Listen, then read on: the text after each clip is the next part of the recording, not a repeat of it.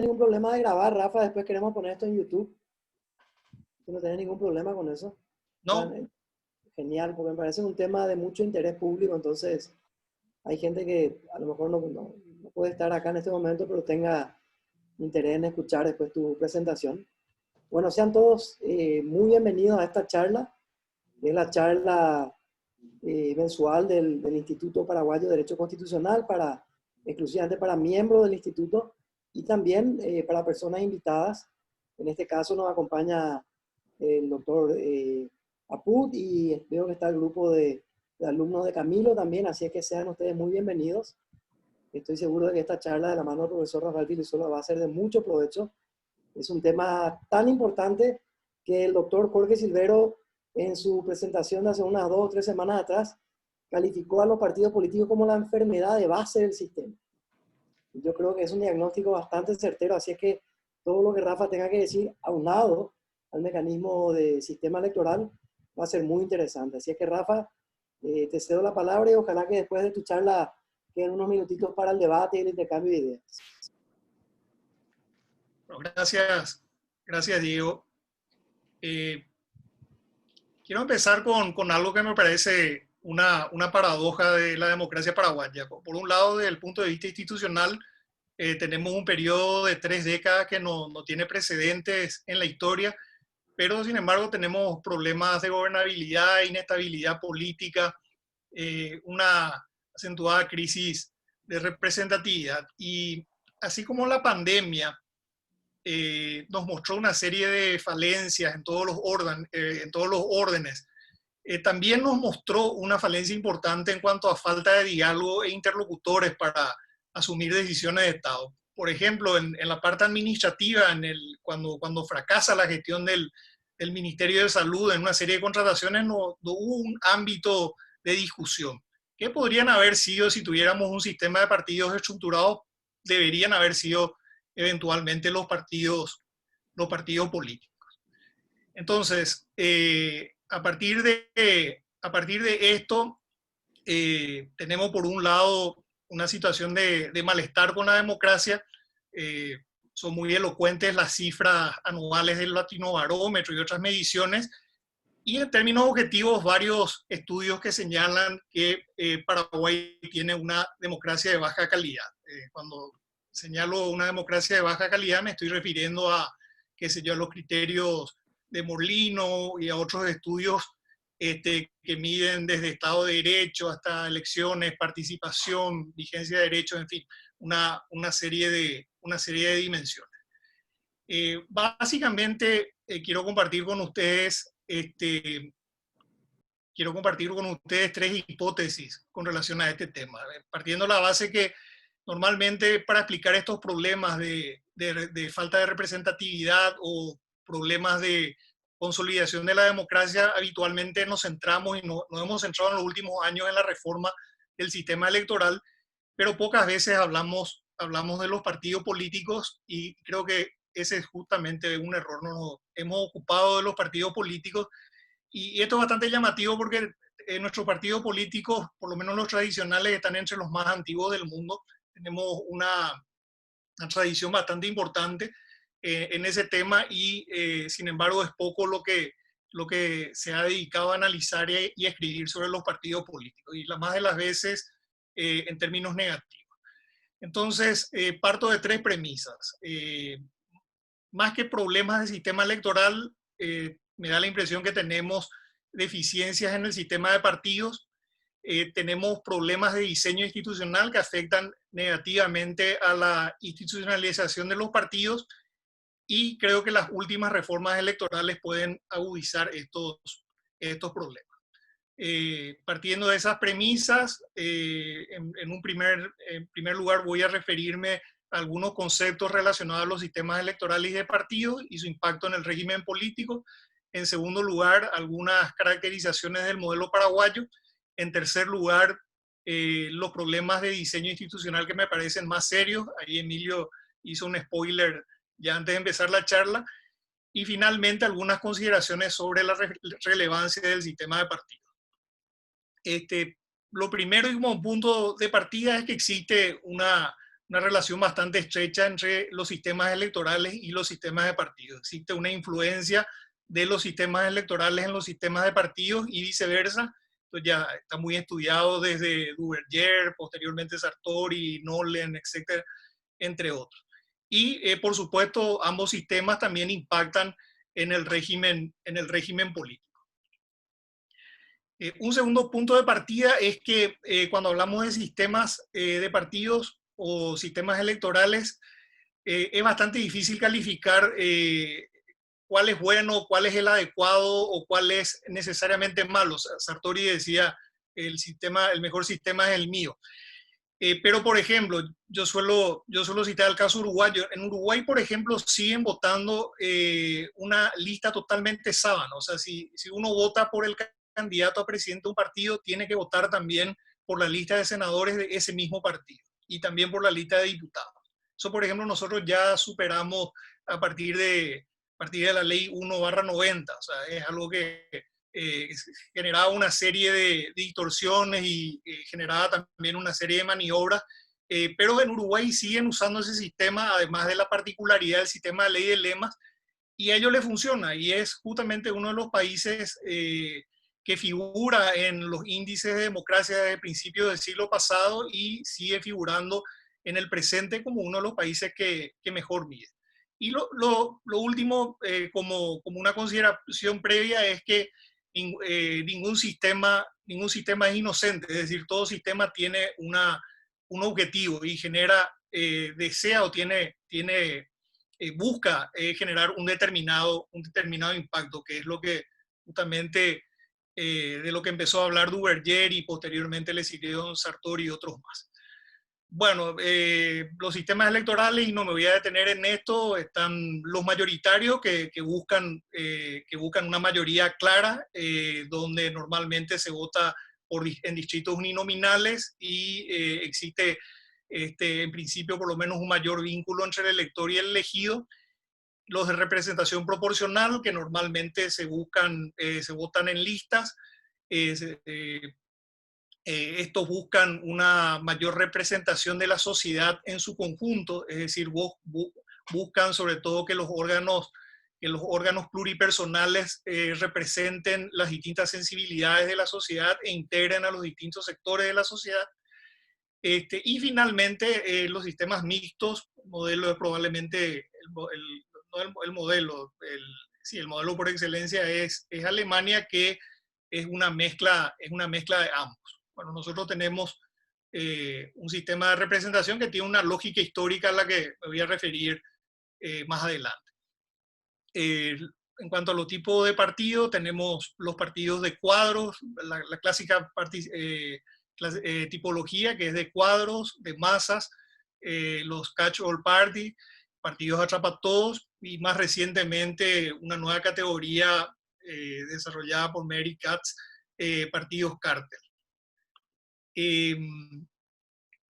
Los sistemas de partidos, siguiendo a Sartori, Sartori usa un criterio numérico y un criterio cualitativo al mismo tiempo. O sea, en el criterio numérico parte del sistema de partido único, que en realidad obviamente no es un sistema, pasando por el partido hegemónico, que es aquel modelo en el cual solamente, si bien hay otros partidos, los demás partidos son testimoniales, solamente el partido hegemónico tiene posibilidades reales de llegar al poder.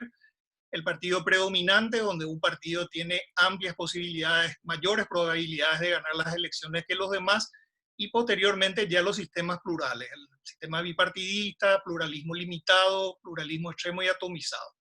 El único y el hegemónico no son competitivos, y entre el bipartidista y el atomizado sí son sistemas competitivos, y en el medio está el sistema de partido predominante. Nosotros durante las décadas de dictadura, o mejor, durante la historia paraguaya, hemos tenido sistemas de partido hegemónico. Cuando se fundan los partidos políticos, el Partido Colorado es hegemónico hasta que cae en 1904 en forma violenta. A partir de ahí es un partido hegemónico el Partido Liberal, y posteriormente vuelve el Partido Colorado como partido hegemónico hasta la caída de la dictadura.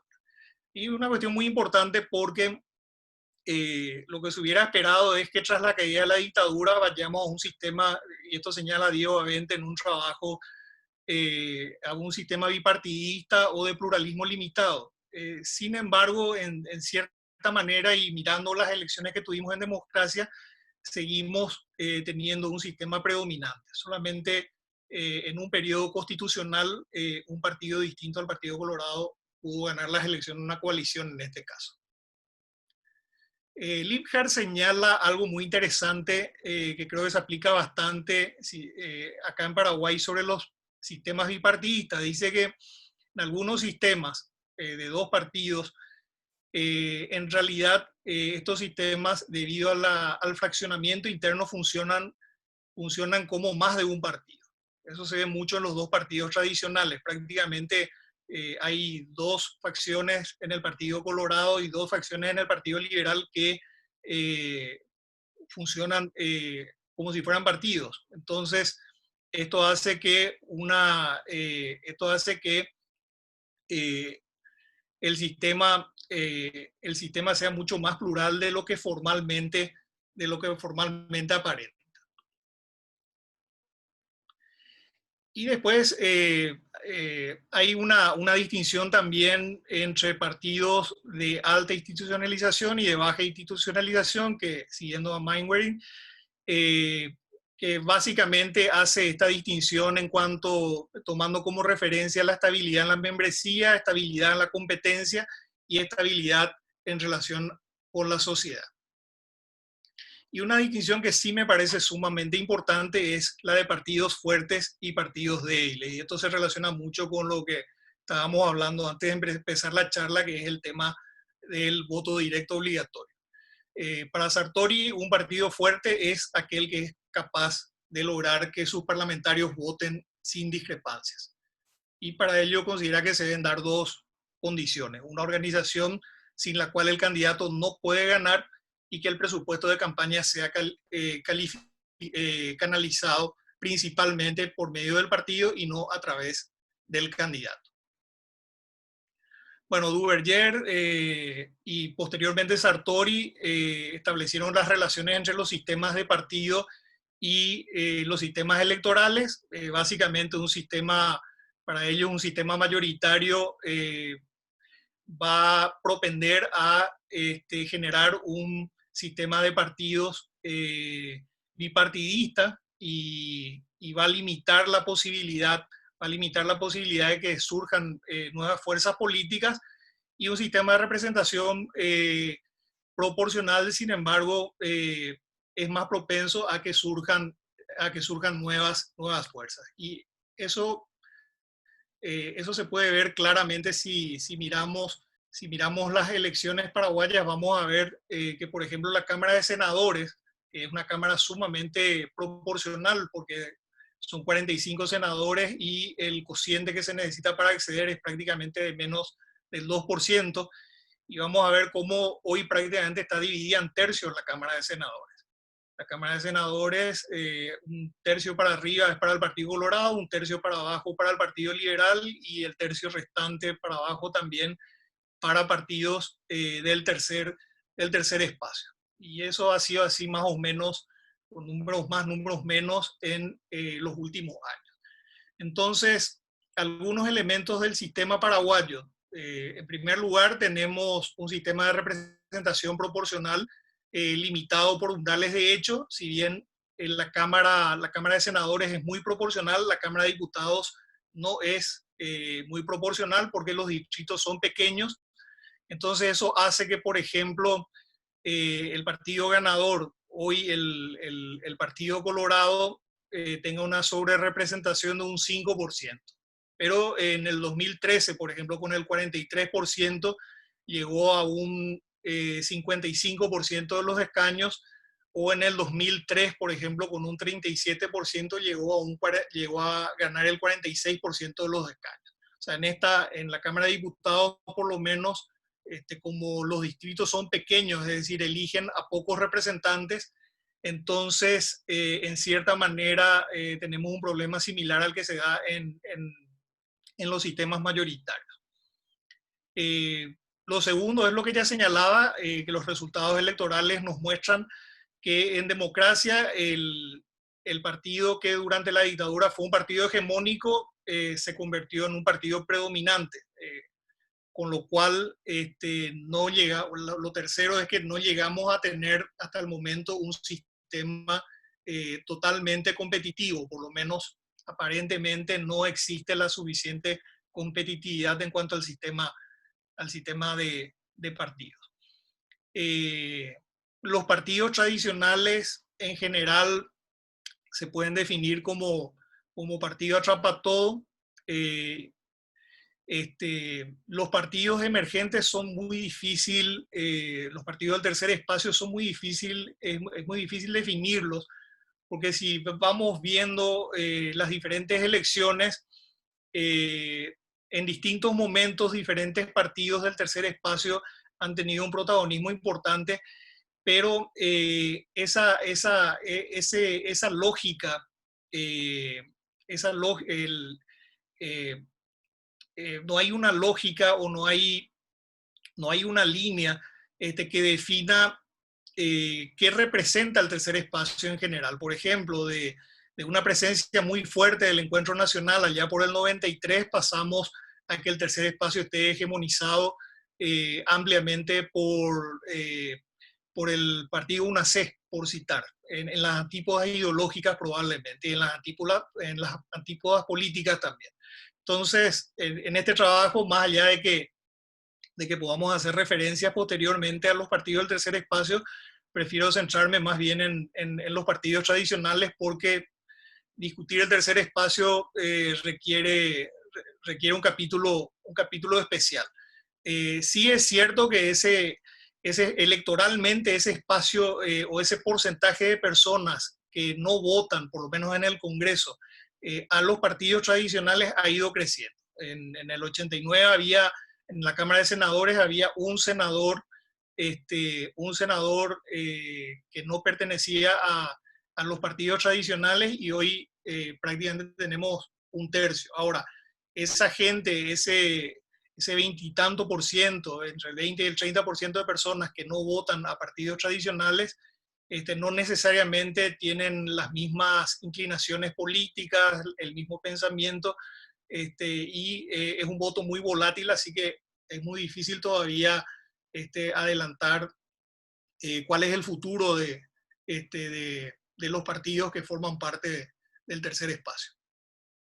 En quinto lugar, los partidos en general son partidos débiles desde el punto de vista institucional y también desde el punto de vista de la disciplina partidaria. Un ejemplo muy claro es que ni bien empieza esta legislatura, pero algo parecido sucedió en las anteriores, básicamente se formaron dos bloques políticos, dos bloques parlamentarios en ambos partidos tradicionales, y que votan de una manera muy distinta e inclusive votan transversalmente. Un bloque de un partido puede llegar a votar en conjunto con el bloque del otro partido tradicional, y bueno, y esto no es algo nuevo en la política paraguaya. Si miramos la historia de los partidos, esto ha pasado, y muchas veces la lógica, no tanto la lógica ideológica, sino la lógica participación-abstención fue mucho más relevante que otras cuestiones de orden político, de orden programático, a lo largo de toda la historia.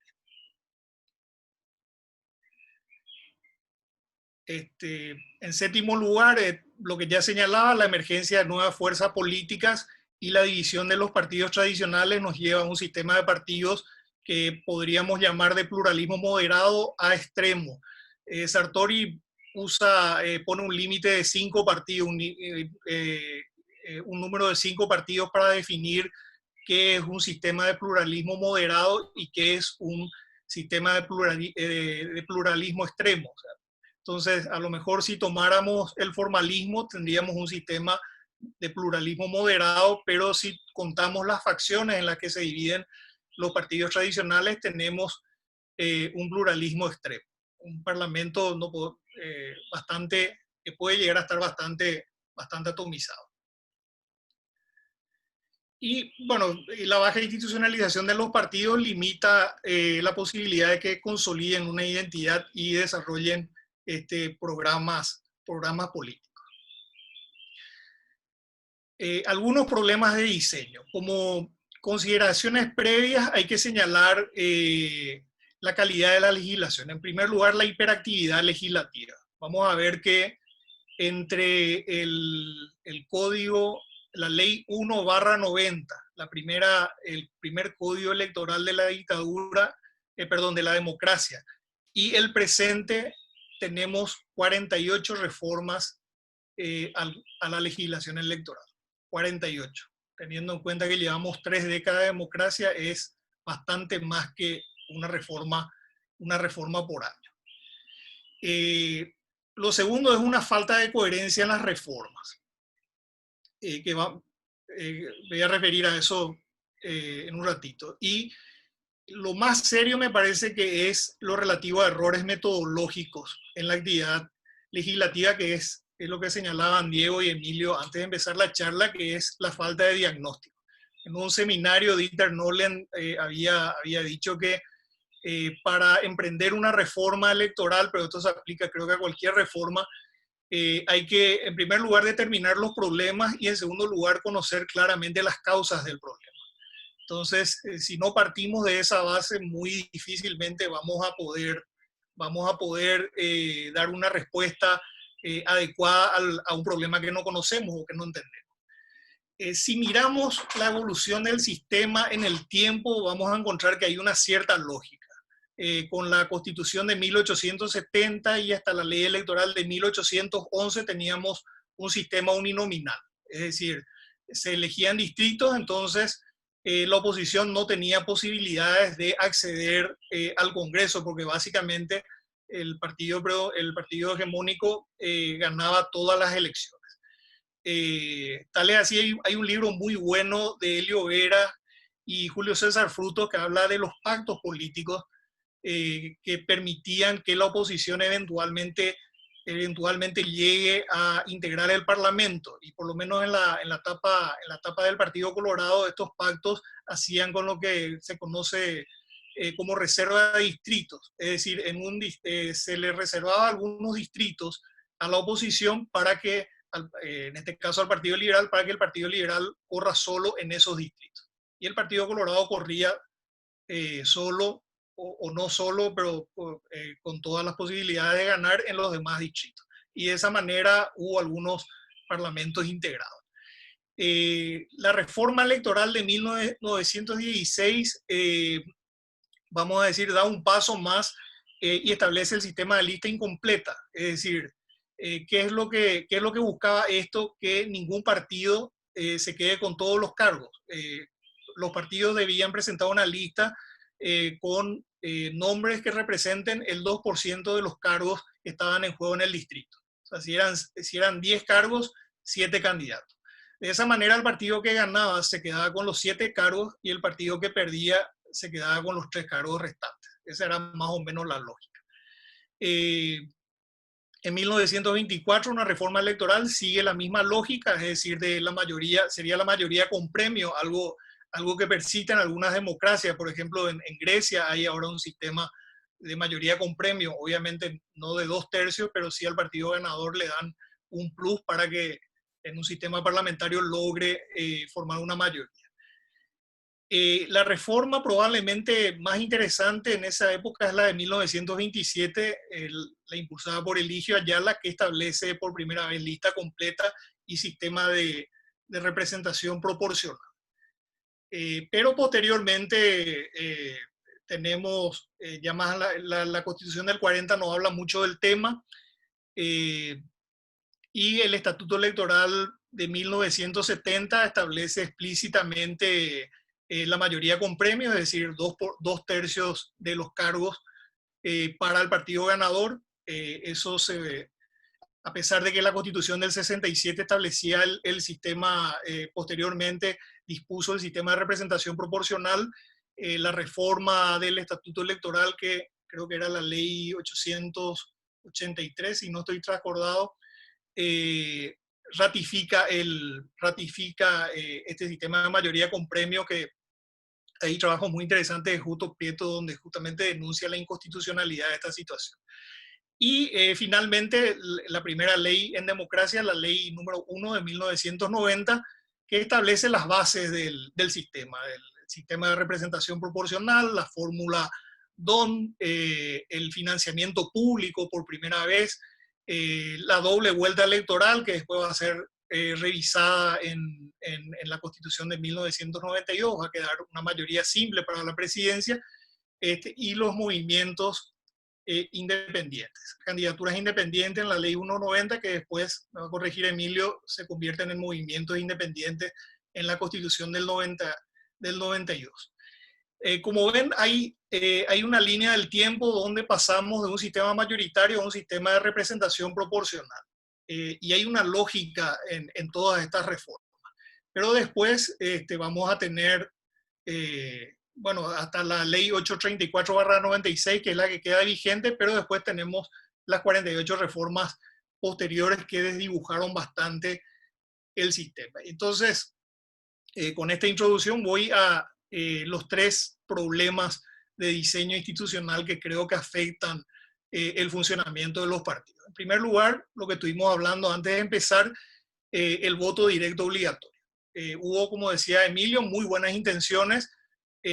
Justamente las minorías de los partidos consideraban que el voto directo iba a garantizar que las oligarquías sean derrotadas, pero sin embargo pasó exactamente lo contrario. En las siguientes elecciones internas de los partidos políticos, los sectores que tenían el control de la maquinaria electoral se fortalecieron notablemente, y aquellos políticos que buscaban la renovación de sus partidos y que habían impulsado el voto directo obligatorio se vieron relegados. Emilio mencionaba a Gualdino Ramón Lovera, creo que él se enfrentó a Blas N. Riquelme en las internas del Partido Colorado, se quedó con un 2 o 3% de los votos. Y bueno, y lo mismo ocurrió en el Partido Liberal, donde se fortaleció notablemente la posición electoral y el control partidario por parte del doctor Domingo Laín. Es decir, acá se aplica lo que decía Nolen. En este caso a lo mejor se conocía el problema, que era la existencia de verdaderas oligarquías partidarias que controlaban el aparato, pero a lo mejor no analizaron bien las causas de ese problema, y bueno,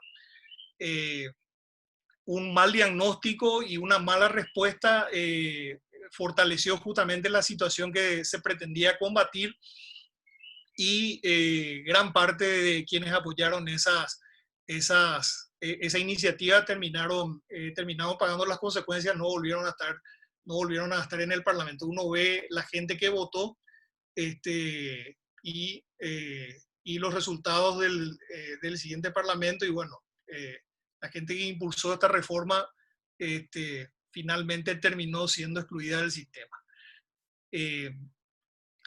El segundo tema, que creo que es un tema bastante interesante y que tiene relación con la disciplina partidaria y la posibilidad de que los partidos puedan llevar adelante el cumplimiento de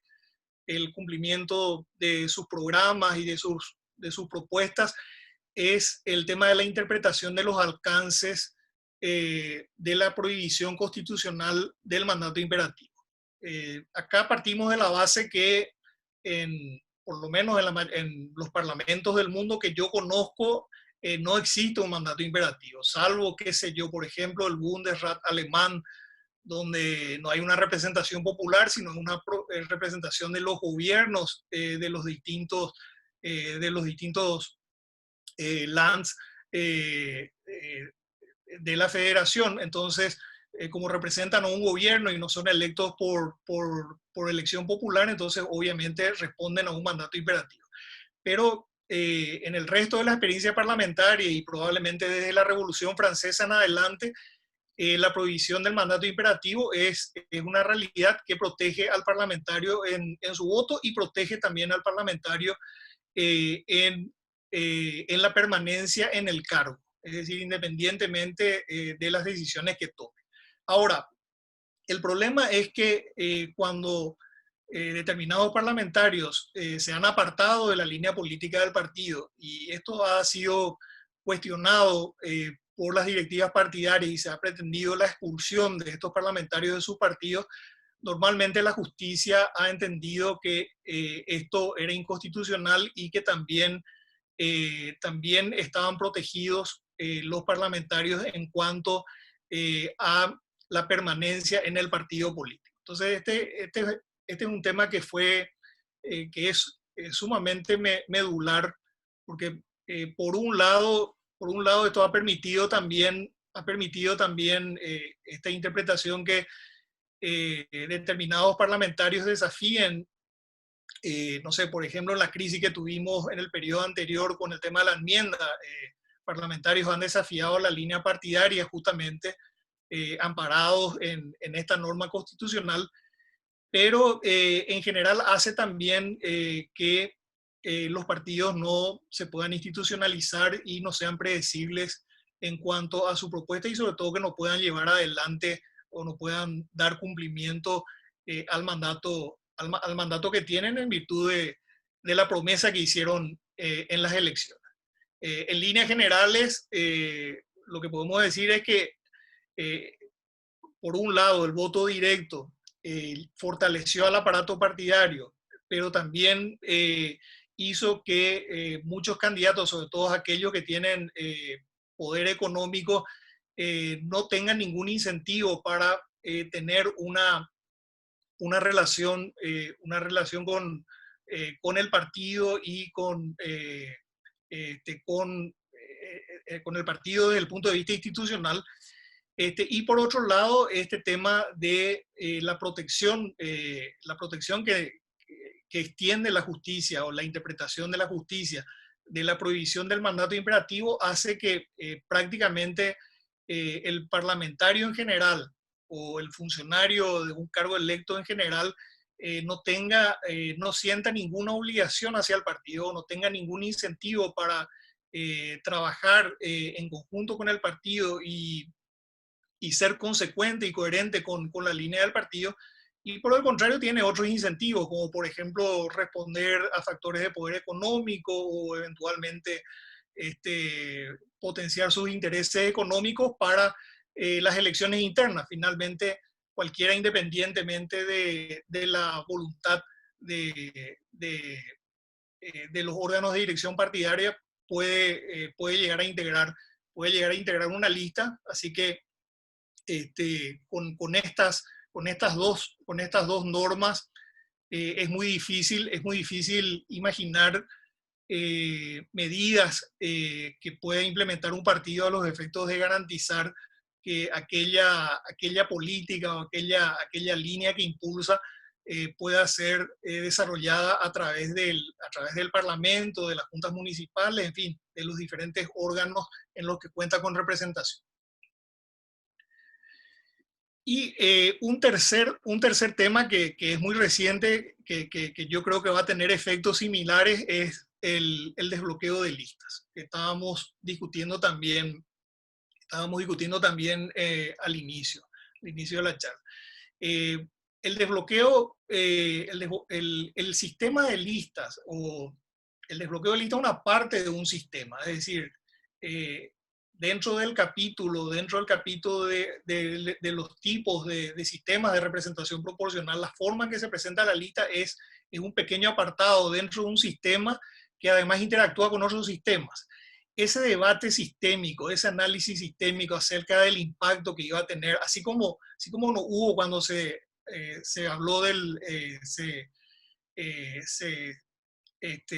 llevó adelante la reforma que estableció el voto directo obligatorio. En esta reforma tampoco se tuvo en consideración. No hubo un análisis sistémico, y ciertamente el desbloqueo va a potenciar los efectos que tuvo en su momento el voto directo obligatorio. Es más, ahora ya ni siquiera es la lista, sino cualquier persona que esté dentro de una lista, con independencia del número que ocupe,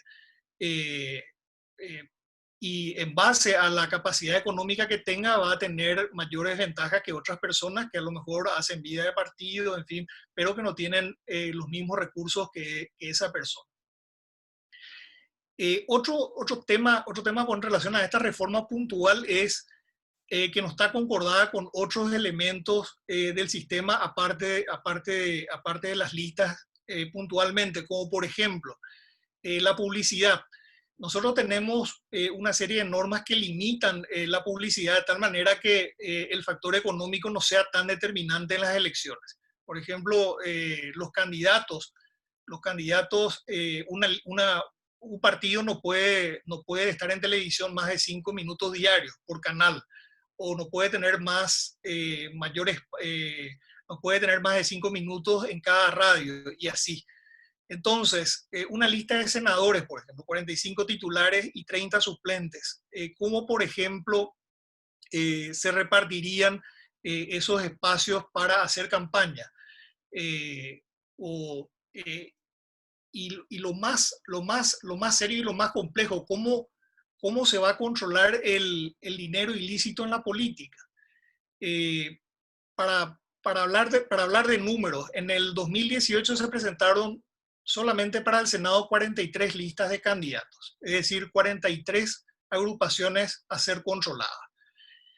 Si en las próximas elecciones se presentan esas 43 listas, convertimos 43 candidaturas, convertimos en 3.225 campañas. Es decir, multiplicamos 43 por 75 integrantes de cada lista que tienen todos absolutamente el mismo derecho, y 43 campañas electorales convertimos en 3.225 campañas electorales.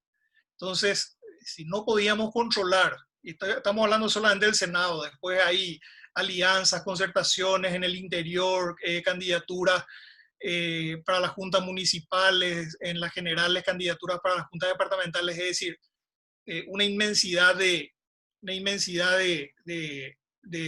candidaturas. Temo mucho que esto va a generar que el factor económico sea aún más determinante en la política paraguaya, y eso es ciertamente un problema. Y estamos hablando inclusive de este mismo procedimiento para las internas y para las elecciones generales. O sea, encarecimos, así como el voto directo obligatorio encareció muchísimo la política, esto va a encarecer aún más.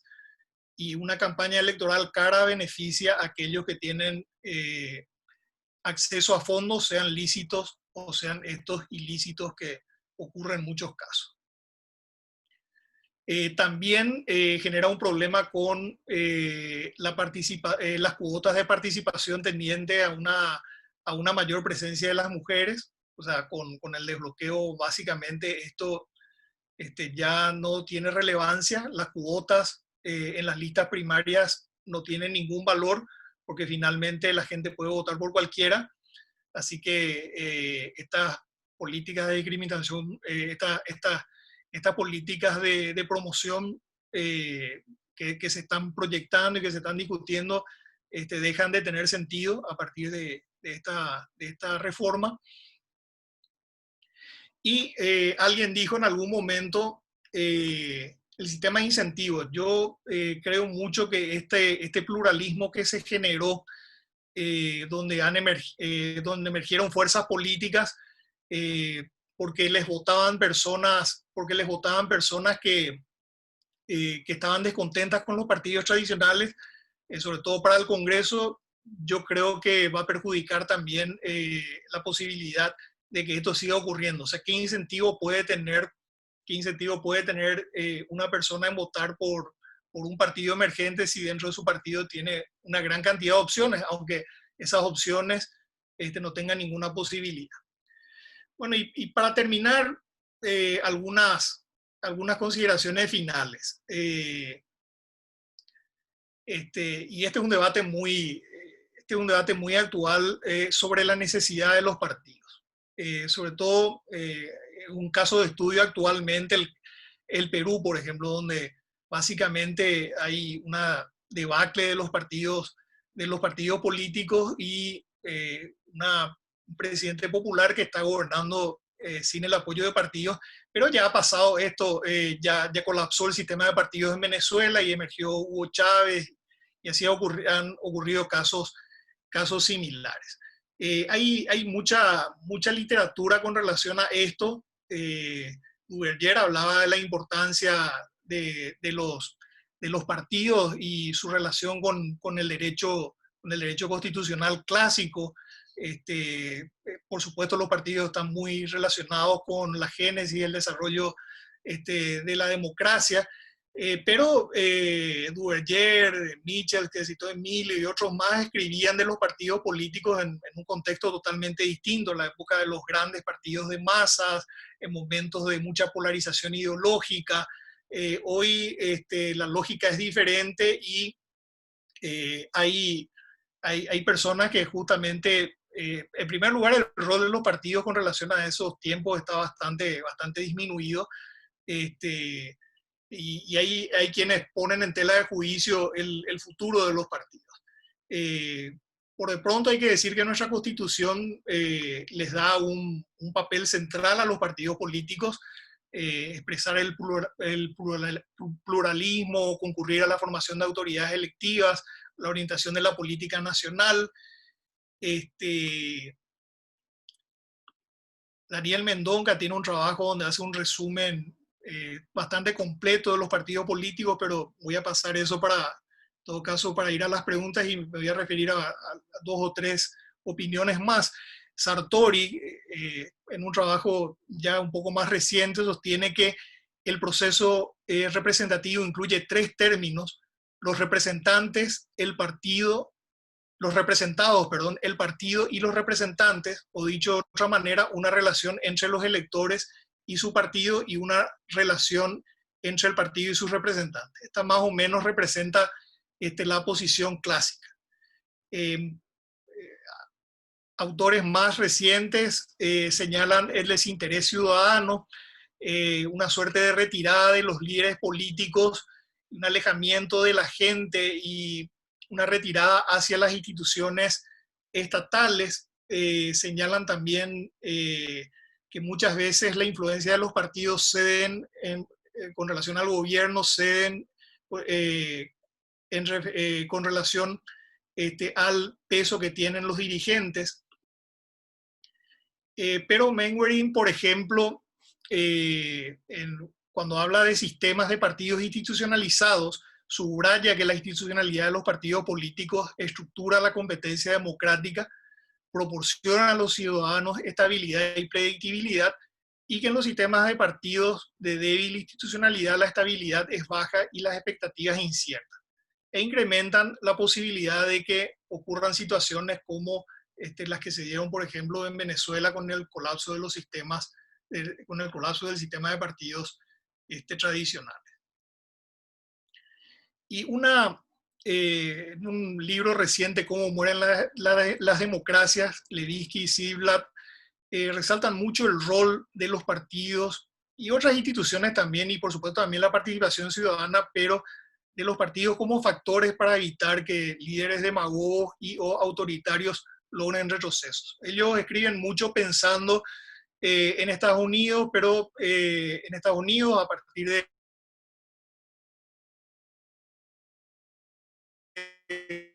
la victoria de Trump, pero también pensando en los populistas y otros casos más. Y finalmente, no son conclusiones, pero sí algunas consideraciones. Los años, si miramos estas 3 décadas de democracia, vamos a encontrarnos con que los mayores avances democráticos se dieron cuando teníamos una mayor estabilidad e institucionalidad en el sistema de partidos. Todavía el Partido Liberal tenía un liderazgo bastante organizado, el Partido Colorado también, en 92 fue importante para esos avances que se dieron al principio de la transición, la reforma del Poder Judicial, la subordinación militar al Poder Civil, en fin, esos primeros años fueron importantes y creo que los partidos tuvieron en ese momento alguna relevancia también. Lastimosamente, estas sucesivas reformas no impactaron positivamente en un proceso de institucionalidad de los partidos, y esto hace que en la política actual no tengamos interlocutores para un diálogo político. Y que esto se suma siempre a un elemento que hay que tener en cuenta, que es la presencia de una fuerza que sigue siendo predominante y limita la competitividad del sistema. Así que yo veo dos desafíos. Uno, mejorar la competitividad del sistema, que permita una mayor alternancia en el poder, mejore las posibilidades de profundizar la democracia, y el fortalecimiento de la institucionalidad de los partidos, que me parece es una tarea urgente y compleja. Y creo que no analizar esta situación y no ocuparnos de esto nos lleva a profundizar una democracia capturada por grupos, o un sistema capturado por grupos de poder, o eventualmente lo que ha ocurrido en otros países, la eventual emergencia de modelos populistas o autoritarios que vengan a sustituir al sistema presente de partidos en el caso de un eventual colapso. Muchas gracias. Muchas gracias a vos, profe Rafa, por esta excelente y completísima exposición sobre el tema de partidos políticos y sistemas electorales. Ahora quiero abrir un poco el espacio de debate. Emilio Camacho estaba muy ansioso por hacer una pregunta, pero ahora no se lo ve ahí. No sé si me está escuchando el profe Emilio, incluso me llamó por teléfono a reclamar que corte, ya así podía hacer una intervención. O si alguien quiere hacer una... Está llamando a alguien, a lo mejor es Emilio. Bueno, si alguien quiere hacer una intervención mientras Emilio se prende de vuelta.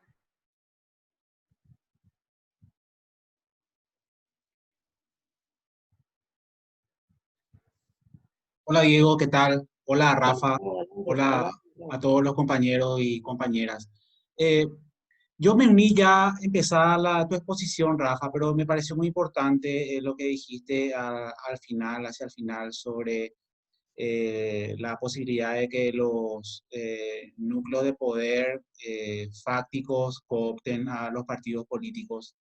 Como no sé si se hizo mención a eso en tu exposición, me parece céntrico también en este tema la regulación jurídica según los estándares constitucionales sobre el financiamiento de los partidos políticos, porque acá hay como una, no sé si crítica, pero análisis un poco en el sentido de que no se avanzó bastante sobre ese tema, lo cual me parece que tiene una incidencia directa sobre el modelo de partidos políticos que se puede visualizar.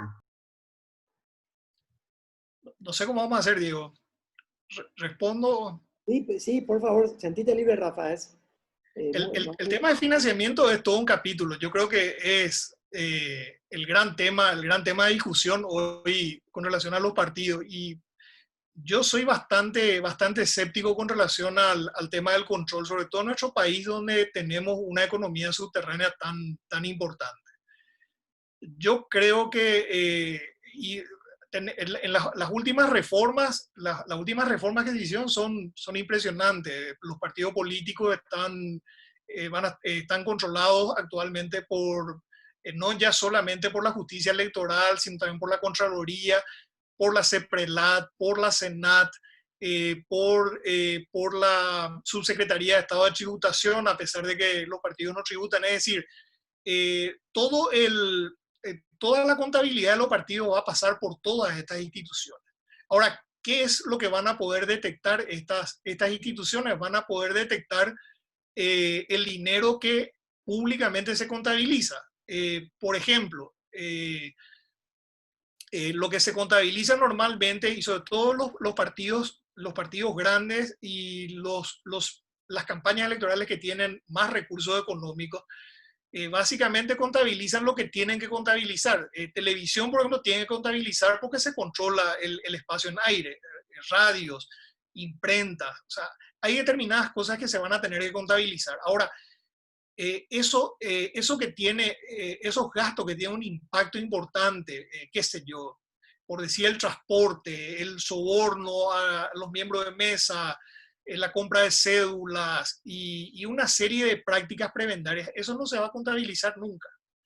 Entonces, yo considero que independientemente de que siga este proceso, me parece positivo, porque obliga a los partidos a tener una administración más transparente, pero no va a evitar que siga existiendo esa brecha entre los que más tienen, más recursos tienen y los que no tienen recursos.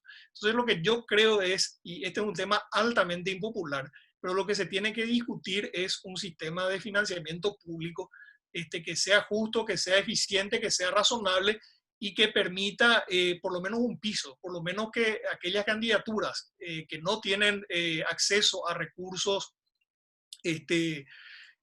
a recursos importantes tengan un básico, un financiamiento básico para hacer una campaña mínima, acceder mínimamente a los medios masivos, difundir sus ideas. Yo creo que eso es lo que se puede hacer por la democratización y sobre todo para limitar los efectos del dinero ilícito, ya sea del crimen organizado o de la corrupción en la política.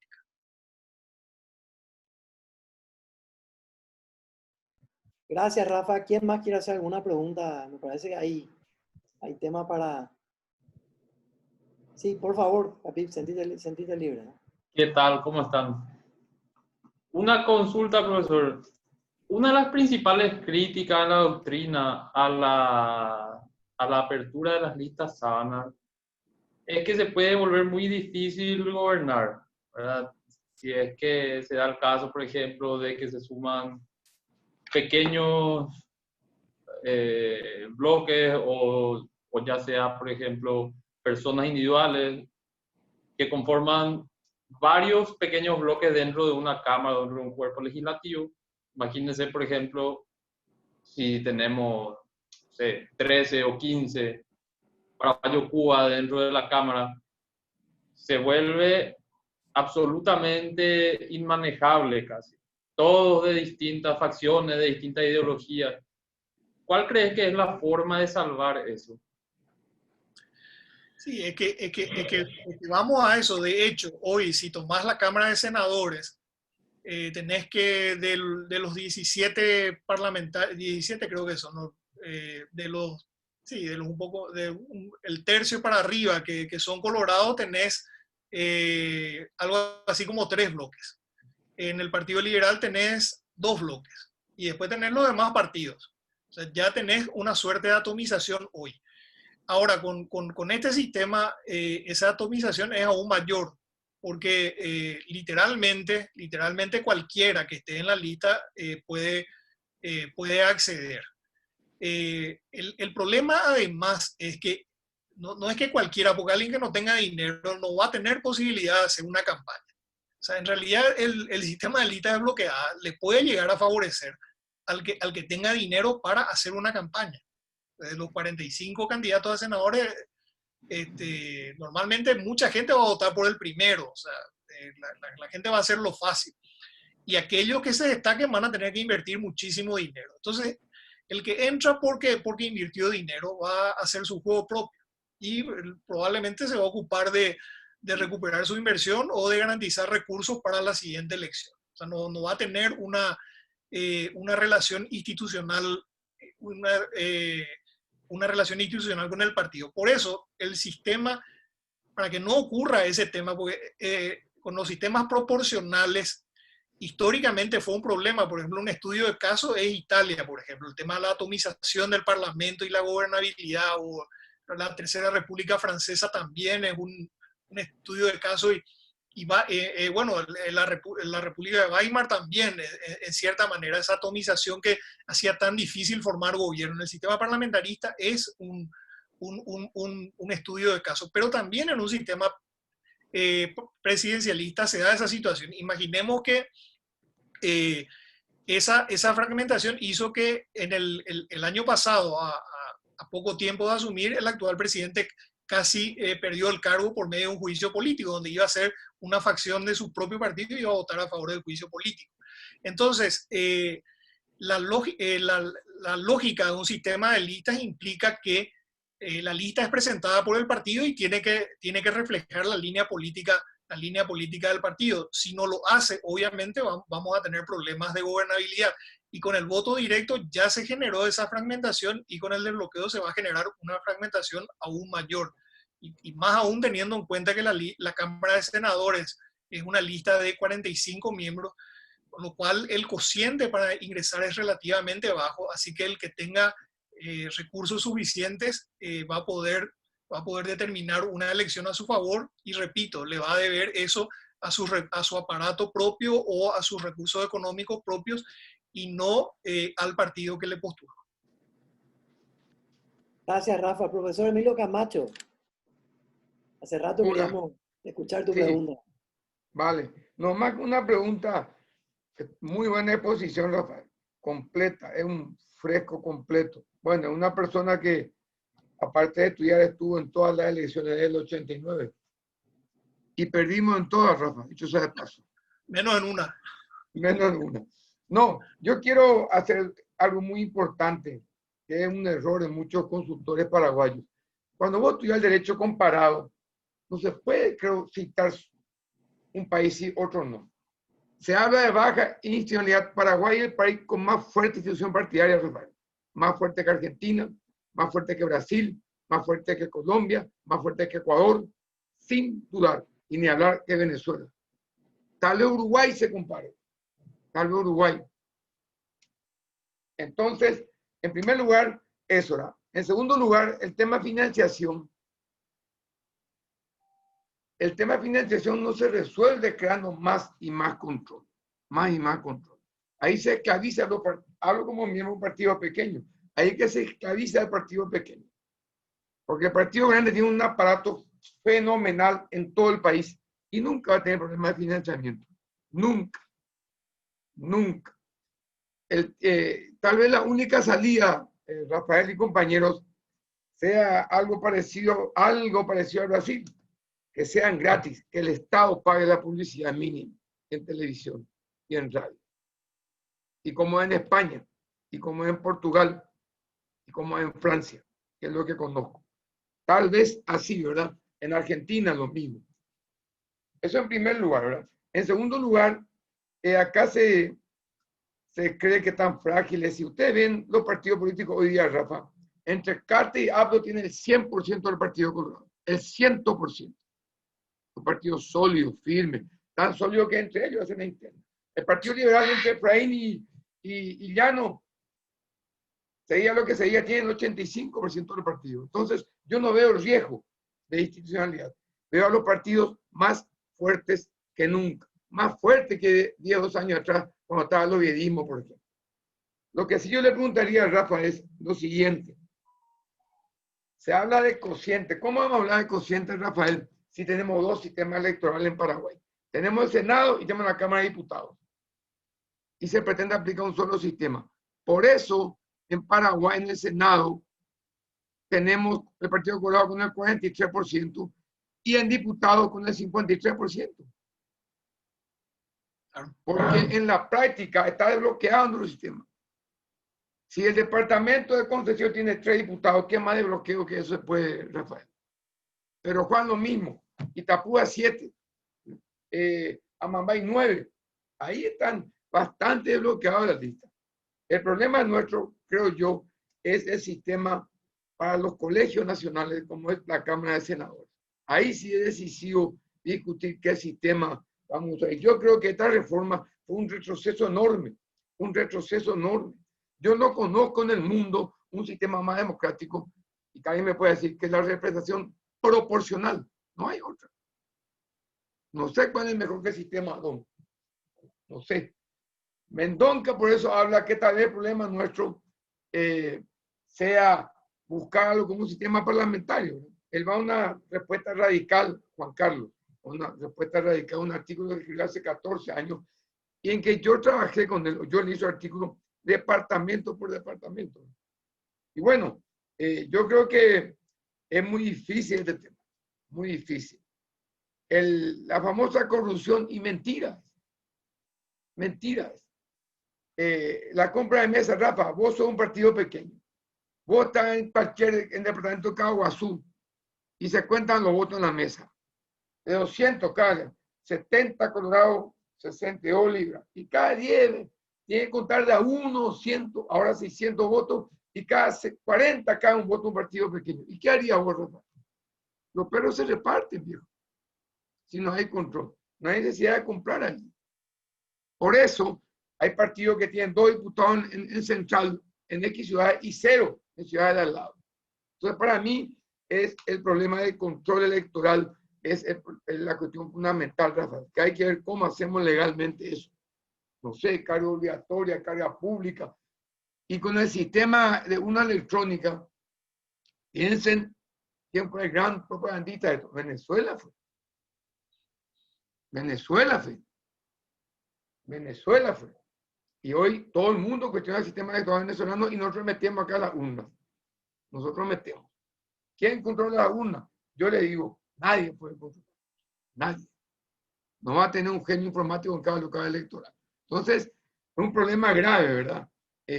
Yo creo que hay que sí es, Rafa, te pregunto esto, ¿no sería directamente hacer como en Argentina, facilitar enormemente que cualquiera pueda presentar candidato?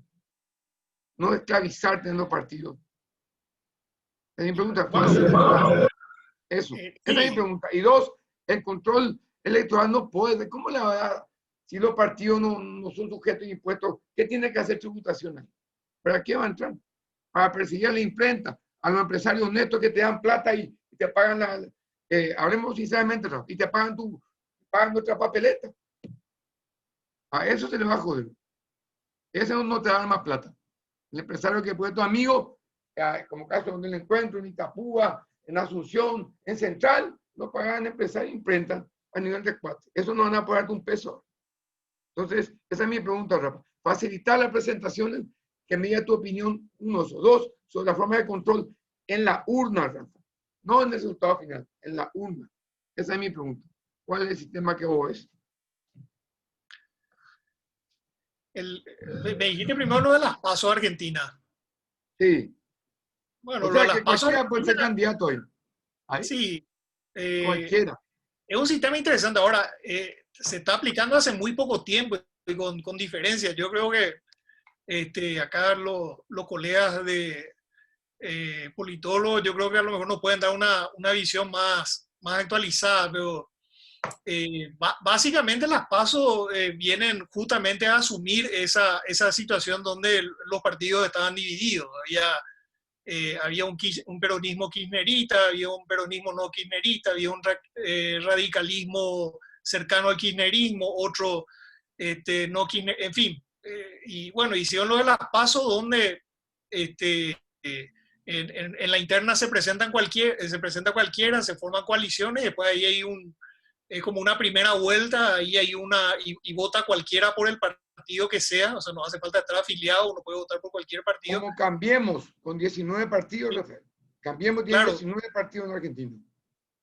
O sea, yo vuelvo al principio, yo creo que es muy difícil calificar un sistema de bueno o malo. Si miramos, no sé, una de las democracias que yo creo que funciona mejor es la uruguaya, y ellos usan todavía el sistema de papeleta. Y en Europa, en muchos países todavía, en algunos países todavía los partidos imprimen su papeleta y le llevan a la gente, y era algo que nosotros superamos hace 30 años. Entonces, yo no sé si uno puede calificar sistemas buenos o malos, sino creo que hay que buscar la lógica histórica y ver qué problemas tuvieron las democracias y cómo respondieron a esos problemas y cómo ajustaron sus sistemas electorales a su realidad.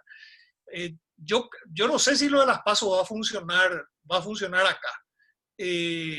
O sea, para mi gusto, uno de los principales problemas sigue siendo que tenemos un partido predominante, un partido que que parte de una ventaja inmensa, y tenemos sectores que tienen muchos recursos económicos y sectores que no tienen recursos económicos. Entonces, yo hubiese centrado las reformas justamente en hacer que nuestro sistema sea más competitivo.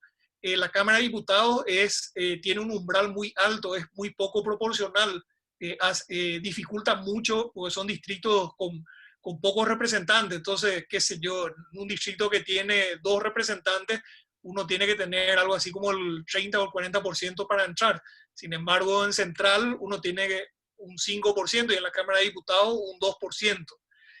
Entonces, si pensamos en reformas que impliquen cambiar la Constitución, podemos pensar en muchos sistemas, por ejemplo, un sistema mixto como el sistema alemán, pero dentro de los límites constitucionales que tenemos, yo creo que habría que pensar en un financiamiento que permita nivelar en la mayor medida posible las posibilidades y las oportunidades de los sectores, y esas cuestiones que vos señalás, el transporte en el día de las elecciones, el acceso a la televisión, el control electoral.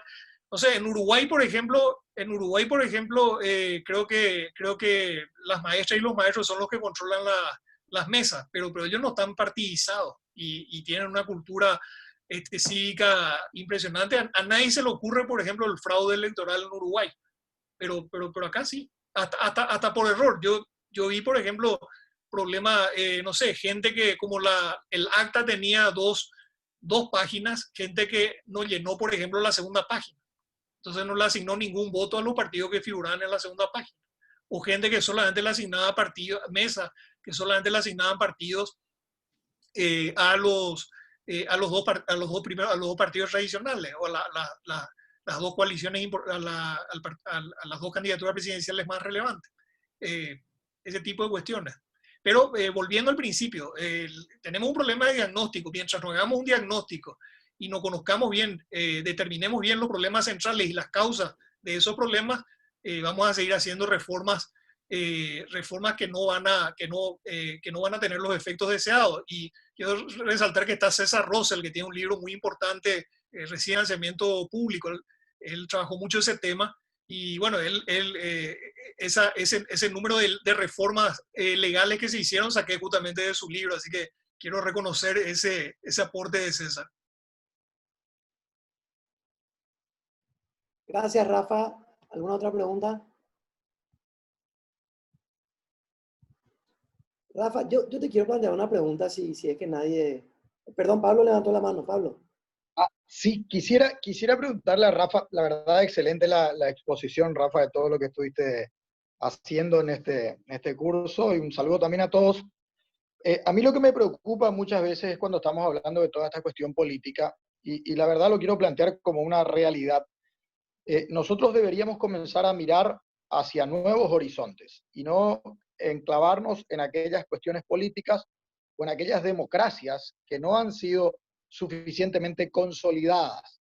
Entonces, buscar salidas de las democracias que ya se encuentran consolidadas, como por ejemplo la democracia costarricense, que es una democracia que más o menos se adecua a nuestra realidad, la democracia uruguaya. Hay otros modelos democráticos que la verdad que no condicen mucho con esta solución a toda la problemática. Por eso que a veces me preocupa mucho que siempre estemos mirando a Argentina o Brasil, cuando que en realidad nosotros debemos ser capaces de generar nuestro propio sistema.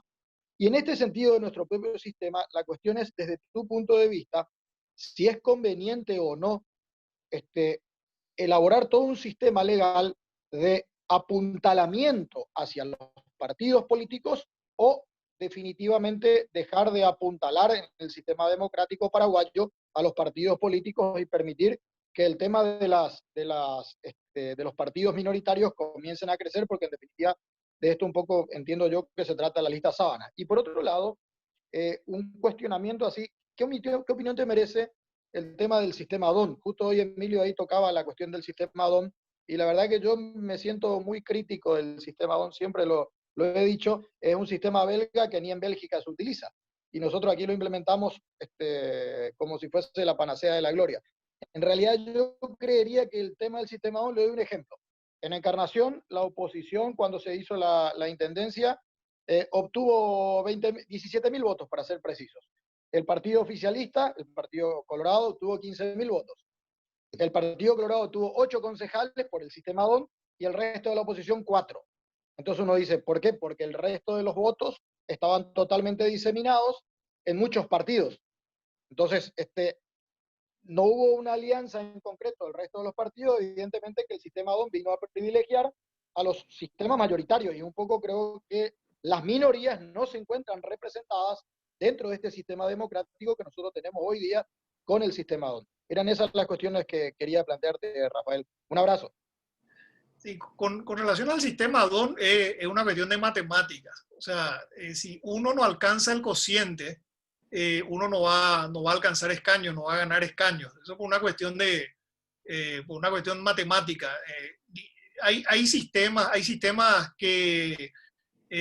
de cálculo que propician o que favorecen a las minorías, por ejemplo, pero no va a ser no va a generar un cambio sustancial. O sea, ese problema, Pablo, que está poniendo como ejemplo, no sé, a lo mejor en vez de 8-4 podría salir un 7-5, pero no, ninguno de los que yo conozco por lo menos va a variar mucho.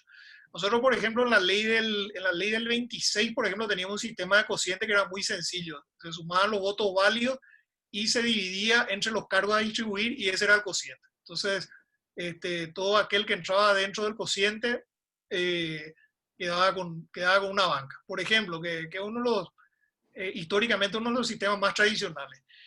Y con relación a los modelos, yo coincido plenamente. O sea, hay que analizar los problemas que tenemos y ver qué es lo que se ajusta, qué es lo que podemos hacer para mejorar nuestro sistema. Yo, por ejemplo, le daría más libertad. Por un lado, le daría más libertad a los partidos, que tengan menos regulaciones que limitan su capacidad de formular un programa, de llevar adelante un programa, de seleccionar a sus candidatos, de promover candidaturas e inclusive de relacionarse con los cargos electos. Hoy los cargos electos por los partidos tienen mucho más peso que los dirigentes del partido. Entonces, terminada la elección, aquella persona que accedió a un cargo por el partido se olvida del partido y se preocupa de lo que va a hacer en la siguiente interna. Entonces, ese es un problema muy difícil de resolver porque el sistema de voto directo obligatorio tiene rango constitucional. A lo mejor con una relectura del alcance del mandato imperativo, se podría garantizar que los partidos, por ejemplo, tengan la capacidad de excluir de su fila, como cualquier organización, a aquellas personas que no les representan. Eso yo creo que podría ser un avance importante. Y en países donde hay mucha disciplina de partido, como los países europeos, normalmente el sistema de incentivos está dado más por convenciones. Por ejemplo, un parlamentario que se indisciplina a su partido no va a perder el cargo, pero probablemente pierde la carrera política, porque entre los partidos justamente valora, salvo en sistemas como Italia y otros sistemas muy puntuales, pero en general un parlamentario que se indisciplinó a la línea del partido, por decirlo de la peor manera posible, probablemente ya no va a tener futuro, no va a poder entrar por otro partido, porque los sistemas de partido están muy institucionalizados. Acá, sin embargo, es relativamente fácil por el voto directo y yo creo que va a ser más fácil con el sistema de desbloqueo. Gracias, Rafa. El profesor Emilio Camacho quiere hacer una repregunta. Brevemente, con la intervención de Pablo, justamente en Paraguay no se copia para nada ni el sistema argentino ni brasileño. Uno, eso. Dos, el caso de Encarnación se traslada a ciudades como Asunción, a ciudades como Concepción, como Pedro Juan. El problema es que nosotros hablamos de la oposición y eso no es democrático. Lo democrático es buscar la proporcionalidad. ¿Qué tiene en común Patria Querida con el Frente Guazú, por ejemplo? ¿O qué tiene en común cierto partido, el PDP, con ese partido de Patria Querida? Patria Querida ha lanzado candidato a presidente en las últimas 3 elecciones sabiendo que no ganaba, para pellicar al 2 o 3%, con que perdió Efraín en las últimas elecciones, perdió por 4 puntos, Rafa me va a corregir, por 3 puntos. Entonces, ¿qué oposición? Acá que es un sistema que representa la voluntad del elector, sea ese colorado liberal, preverista, frente guazú, encuentrista, socialista. Por eso repito mi pregunta, Rafa. Yo no creo copiar en un sistema. Hay que eliminar los requisitos para presentar listas. Oigo que ese candidato y te muriendo para ser diputado. ¿Cómo? Pregunto, Rafa, y puede explicar a la gente. ¿Cómo hacer para presentar candidatura de diputado? ¿Cómo diablo haces? Sí, directamente no haces. Por eso no hay ningún diputado minoritario en el Paraguay. Ni uno no hay. Hay 4 o 5. 2 del Encuentro, 4 de Patria Querida y 1 de Cruzada Nacional. Sobre 80. Entonces, hay que legislar en base a la realidad. Reitero mi conclusión. Hay que facilitar que la gente pueda presentar la lista que quiera. La lista que quiera. Y financiar al máximo a los partidos políticos. La crítica, ¿quiénes critican la financiación? Los grandes medios de comunicación, que son los que más plata ponen en las elecciones, Rafael. Eso se sabe. ¿O acaso el grupo 10 o los otros no se negocia espacio publicitario, no te dan grupo así? Eso es mentir. Eso es no ser sincero. Eso es hacer un discurso mediático. Todo lo que hicimos política, sabemos de dónde viene la plata. Con nombre y apellido. Se sabe, Rafael. Con nombre y apellido, Sam, de cada partido, de cada parte, de cada grupo. Y termino con esto. Hay que legislar sobre la cultura paraguaya. El Consejo de la Magistratura, ahora mismo se van los candidatos. Ayer en Concepción, se van fiscales y jueces, se reúnen públicamente. Y no es ilegal eso, porque no es político, no es ilegal. Y hay que asumir nomás. Hay que sincerar nomás ese sistema. Y acá la Corte te tachó porque eran empleados públicos, los otros, etc. Lo que necesitamos es sincerar nuestra realidad. Y para mí son dos cosas fundamentales, nomás termino. Pagar lo más que se pueda la voluntad popular, no partido. Por cuanto voto tenga, que se te pague eso. Como es nuestra ley hoy. Nuestra ley hoy. Pero Rafa, es el segundo año que no se pasa un peso a los partidos, Rafa. Segundo año. Y los partidos pequeños están muertos sin esa plata. No pueden pagar un viaje al interior. Esa es la democracia que que los grandes medios quieren imponer. Y en segundo lugar, y final, Rafa, no sé si olvidaste, no preguntaste o no hay respuesta, ¿verdad? El sistema de control, el sistema de conteo de votos, para hacer más fácil. Eso. Sistema de conteo de votos, para mí, Emilio, el gran tema, porque realmente se permitió mucho. Yo recuerdo en las primeras elecciones de la democracia, la gente se peleaba para ir de voluntario a cualquier lado a ser miembro de mesa. Y hoy se paga por ser miembro de mesa. Terrible, terrible, pero la gente no se va. Y alguien que cobra para hacer un control electoral, o sea, perfectamente puede cobrar también para no irse. Yo recibí denuncia, tenemos un caso concreto de dos chicos universitarios que no se presentaron, se eligió justamente, en las últimas elecciones se eligió justamente universitario para que hagan un buen control, y el día de las elecciones no se presentaron. Ese es un tema, por ejemplo, que se puede cambiar. Tu lista de miembros de mesa y de veedores presentás 15 días antes de las elecciones. Durante esos 15 días hay tiempo de sobra para chantajearle, para presionar. Esos dos chicos fueron un distrito de Paraguarí, dos mesas donde no hubo votos para nuestra lista. Uno de los chicos tenía un pariente funcionario público, le amenazaron al pariente con echarle. Y el otro tenía una beca del Estado y le amenazaron con quitarle la beca. Entonces, es un caso concreto, pero como ese habrá muchísimo. El tema de control electoral inclusive se estudió en algún momento, que sea una carga pública y que se le pague a la persona. Que se le pague a la persona por ir, que se haga un sistema de sorteo. Pero en realidad es sumamente complejo.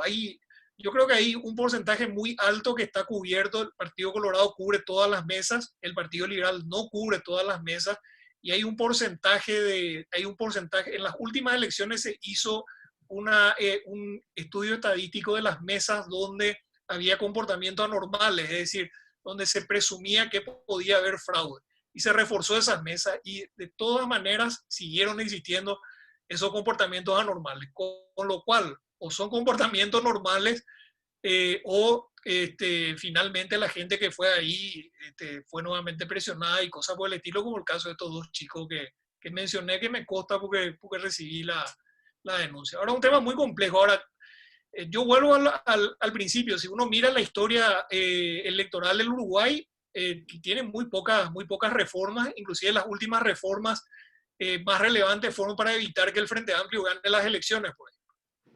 Tienen esa lógica. O sea, si uno mira el sistema electoral uruguayo y no sabe que se está hablando del Uruguay, uno dice, si yo voto por el presidente, tengo que votar en la misma papeleta por el candidato a senador del mismo partido, uno va a decir, esto es lo más antidemocrático del mundo, pero sin embargo a ellos les funciona. Así que nosotros tenemos que ver aquello que nos funciona a nosotros Y estoy totalmente de acuerdo en eso de que no tenemos que importar fórmulas que a lo mejor funcionan en Alemania o en Noruega, pero que acá no necesariamente van a funcionar. Gracias, Rafa. Ahí vi que Jorge Silvero hace un rato ya conectó su cámara, con lo cual le veía venir esta pregunta que... Hola, realmente un gusto estar acá de vuelta participando con ustedes de este evento. Muy buena exposición, Rafa. Yo quería reiterar la primera pregunta que hizo Gustavo. Gustavo preguntó acerca de los poderes fácticos y el control que tienen de los partidos políticos. A ver si te puedes pronunciar sobre eso.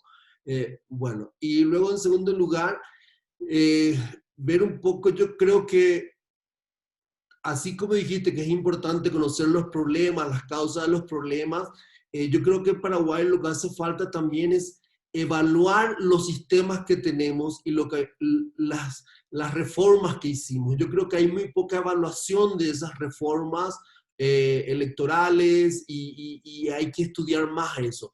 Un ejemplo, están citando acá el tema de que se eligen los diputados y de que en la Cámara de Diputados tenemos mayoría de colorados y liberales y muy pocos partidos minoritarios. Y eso tiene una explicación en el sistema electoral, porque los diputados se eligen por circunscripciones departamentales y al elegirse de esa forma, claramente los que tienen mayores posibilidades de ganar son los partidos mayoritarios. Entonces, claramente ese sistema que se introdujo con la Constitución del 92, con también muy buena intención, como la idea de la descentralización política, que no solamente los partidos tengan unas listas hechas acá en Asunción, sino que la gente del interior pueda participar en sus departamentos y tener actividad política, y a eso contribuía la descentralización política y las elecciones por departamentos.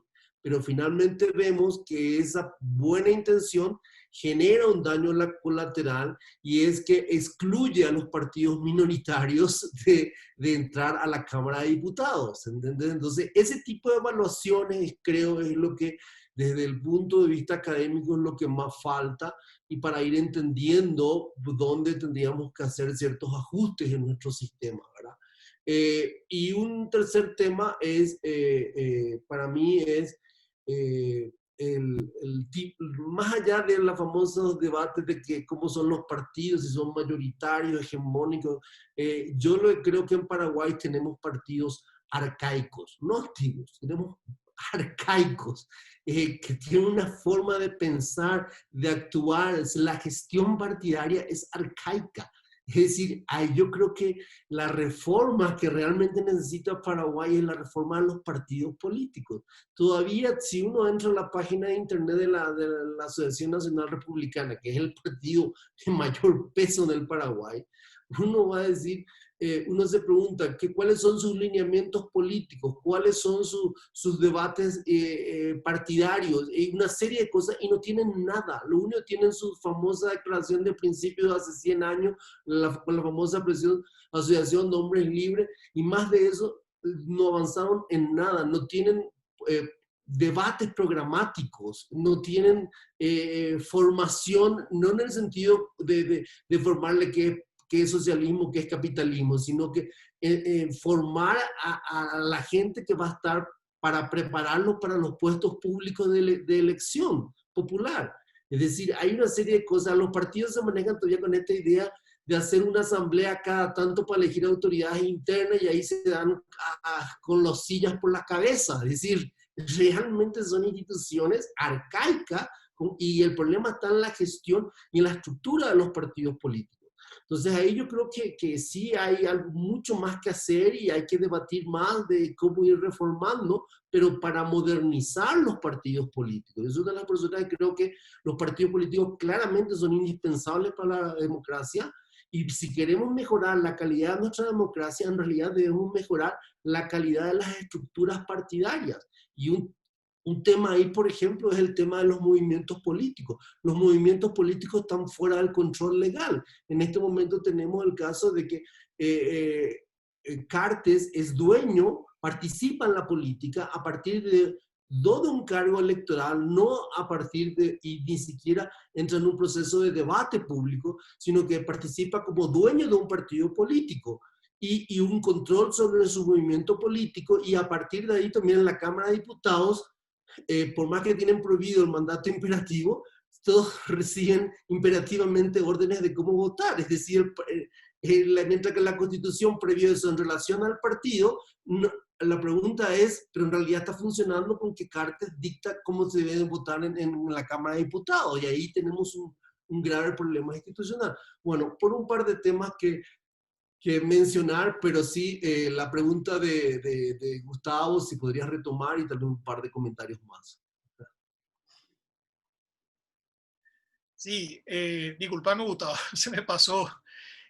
Sí, yo creo que los factores de poder hoy ya en gran medida, no sé si controlan los partidos, si podemos decir que controlan los partidos, porque hay temas particulares que eventualmente forman parte de la agenda de algunos líderes partidarios, de líderes parlamentarios, y que forman parte del interés de algunos factores de poder. Pero hay factores de poder económico, hay relacionamiento entre el crimen organizado, la política en general y el financiamiento en la política. Eso vimos el proceso que se vio en muchos otros países donde desde sectores del crimen organizado en un primer lugar se apoyan a candidatos, después empiezan a promover a personas que forman parte, vamos a decir, del grupo, de la organización criminal, no tanto con un perfil bajo de la parte administrativa y cosas por el estilo. Ese tipo de gente empieza a entrar al Parlamento y después empiezan a entrar ya verdaderos integrantes de organizaciones criminales. Eso se ha visto, y inclusive en el periodo anterior se hizo una comisión parlamentaria para investigar. Ahora, creo que con Cartes, y eso hay que puntualizar, se da algo, yo por lo menos veo algo que nunca vi antes en el Parlamento, que la oposición al presidente en los primeros años de gestión tenga más fuerza que el grupo que respalda al presidente. O sea, normalmente un gobierno colorado, y podemos hablar de los gobiernos colorados porque hubo más gobiernos colorados, normalmente en los primeros años de su gestión tiene a un partido colorado unido hasta que empiezan las internas y todo lo demás. Normalmente el periodo de las elecciones municipales es el que marca el distanciamiento entre los sectores internos del Partido Colorado. Por primera vez yo veo en este caso, y sobre todo con la crisis que se generó el año pasado, cómo el poder económico de Cartes es tan importante como para mantener cohesionado a un grupo del Partido Colorado en el Parlamento. Es decir, ese grupo tiene más incentivos para relacionarse favorablemente con el expresidente Cartes que con el actual presidente. O sea, tiene mayores expectativas de ventajas con el expresidente que con el presente presidente. Y eso por lo menos yo nunca vi, y bueno, y eso verdaderamente es un motivo de preocupación. Y es un motivo de preocupación a una escala mucho menor. Hace poco cayó un muchacho que iba a ser candidato a concejal o algo por el estilo, cayó vendiendo drogas. El tema del microtráfico, el tema de la marihuana y el dinero que eso genera en la economía paraguaya y la eventual vinculación con la política es un tema peligroso. Estamos hablando de crimen organizado a gran escala, pero estamos hablando también de criminalidad a una escala mucho menor, que finalmente está todo muy vinculado, así que finalmente este tipo de situaciones significa un riesgo, no solamente ya para no solamente un riesgo para los partidos, sino un riesgo para la estabilidad misma del país o la pervivencia de las instituciones democráticas. Y para que no parezca exagerado, mirar lo que pasó en Colombia o lo que pasó en México, o lo que está pasando en México. Gracias, Rafa. Sin duda, muy interesante. Lastimosamente tenemos tiempo para una pregunta más, que es la de Camilo, porque si no me van a imponer un mandato imperativo de ir a dormir en la calle esta noche. Así que hay tiempo para una pregunta más, y yo voy a dejar mis dos preguntas para el chat. Camilo. Gracias, Diego. No, simplemente sobre lo que decía el profesor Jorge Silvero. Es interesante lo que él plantea, porque yo coincido, ¿verdad? La necesidad de modernizar las estructuras partidarias, pero se me hace nomás que esa es una reflexión, con todo respeto lo digo, muy ingenua de parte nuestra, de ciudadanos que estamos por fuera de los partidos, ¿verdad? ¿Cuál sería el incentivo hoy para que los partidos tradicionales cambien su forma de actuar? Si con este esquema ellos están aumentando su membresía partidaria sin parar desde el 2017, según datos de la justicia electoral, el Partido Colorado aumentó alrededor de 500.000 o 600.000 afiliados y el Partido Liberal la misma cosa, 400.000 y algo. El único incentivo que funciona para los actores políticos y para los partidos es el incentivo electoral.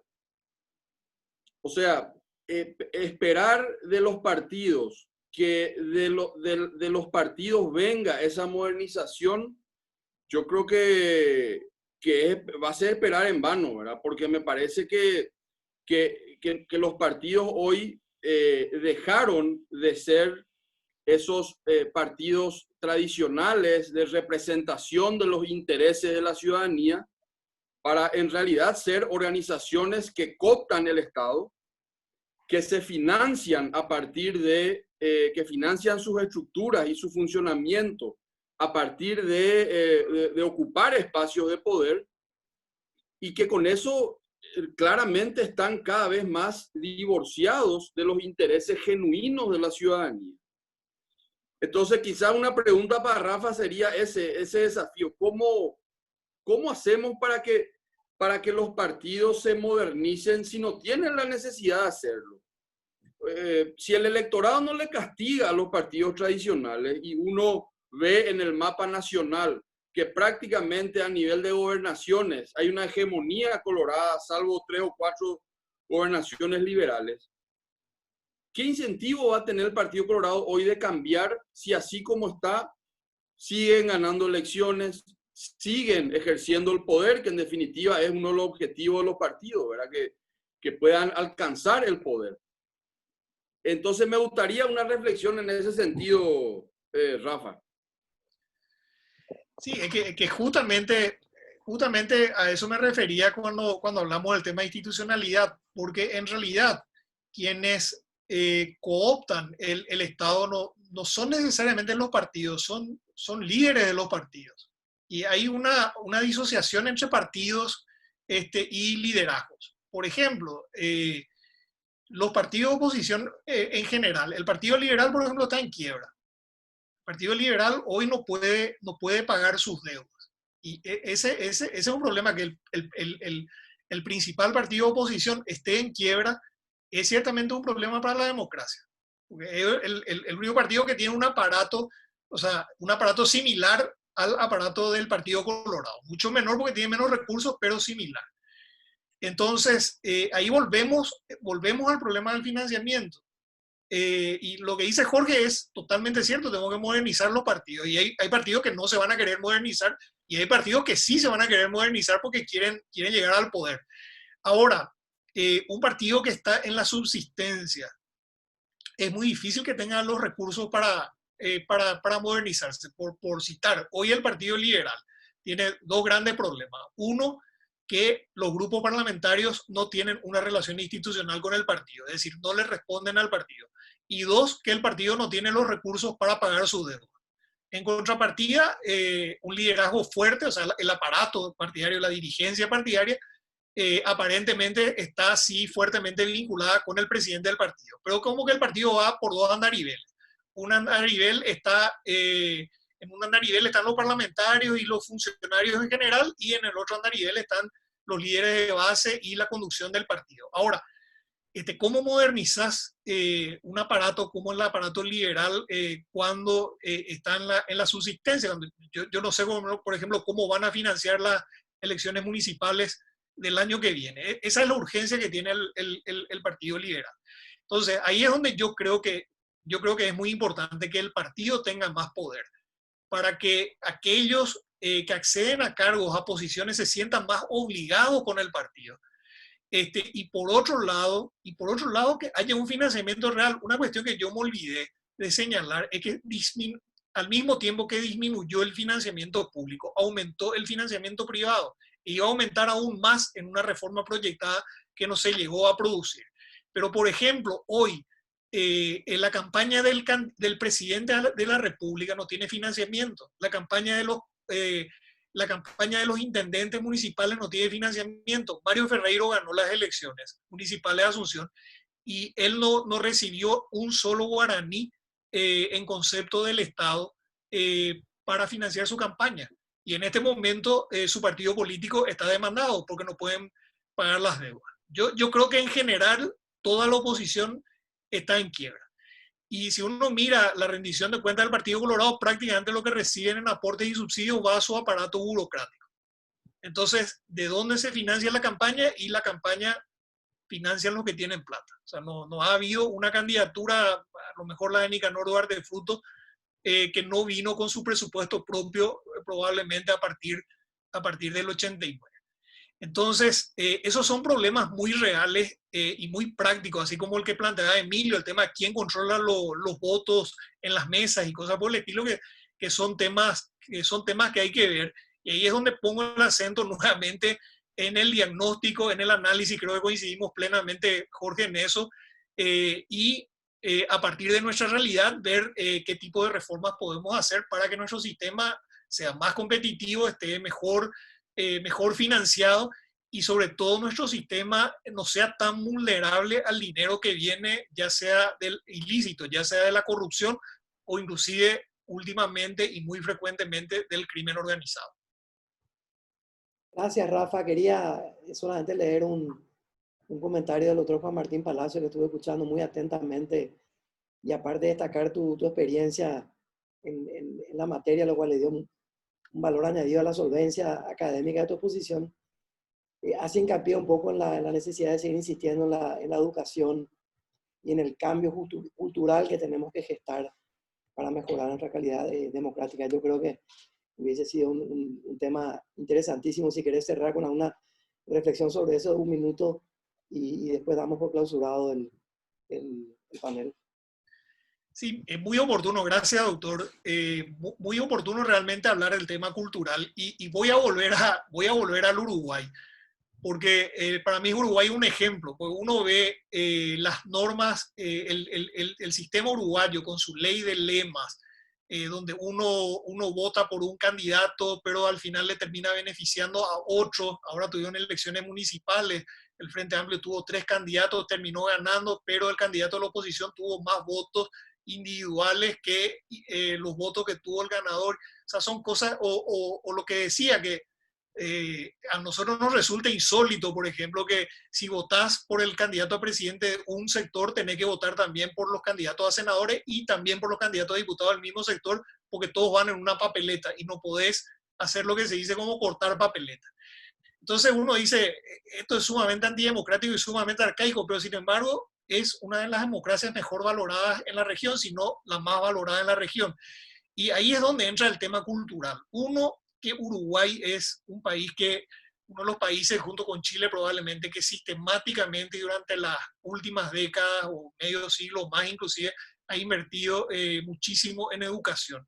Y dos, un tema que nosotros muchas veces no valoramos, pero la sociedad uruguaya es una sociedad muy, muy organizada, que participa mucho. Y te dicen los uruguayos, un uruguayo promedio participa en su cooperativa barrial, participa en su biblioteca barrial, participa en su club de fútbol. O sea, hay una sociedad civil muy consolidada. En nuestro país, lastimosamente, si bien el Estado es chico en términos de garantías para cumplir con sus deberes en lo social y en todo lo demás, a lo mejor ocupa un espacio demasiado grande y la sociedad civil ocupa un espacio demasiado pequeño. Hay, por ejemplo, pensar en que con la situación económica y con el desempleo, que la gente pague una cuota significativa y sostengan los partidos políticos paraguayos es es muy ilusorio. Al contrario, normalmente la gente que quiere hacer carrera busca partidos políticos donde no le van a pedir, grandes aportes o literalmente, como se sabe, comprar la banca, como una forma de que un espacio le dé la posibilidad de ser candidato sin tener recursos económicos. Pero en el Uruguay, por citar Uruguay, pero hay otros ejemplos también, la sociedad está organizada. Tal es así que yo recuerdo a Tabaré Vázquez, antes de ser presidente, había época que los medios de comunicación tradicionales que apoyaban a los dos partidos tradicionales no le daban espacio. Y él durante meses no tenía un solo espacio televisivo, un solo, ni radial. Pero te decían, pero ¿dónde él hablaba? Y en las radios comunitarias, en las radios de las cooperativas, en los medios de prensa de los sindicatos. Entonces, cuando hay una sociedad organizada y sobre todo uno escucha el discurso de un candidato uruguayo y probablemente se queda dormido, porque son discursos sumamente densos, sumamente profundos. Acá probablemente cualquiera se quedaría dormido.